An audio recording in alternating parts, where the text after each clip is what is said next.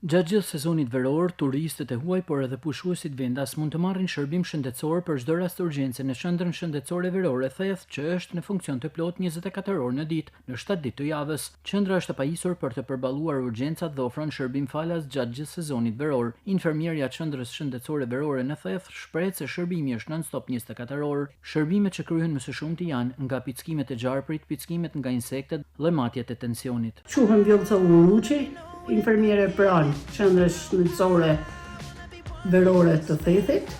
Shërbimi është non-stop 24 orë.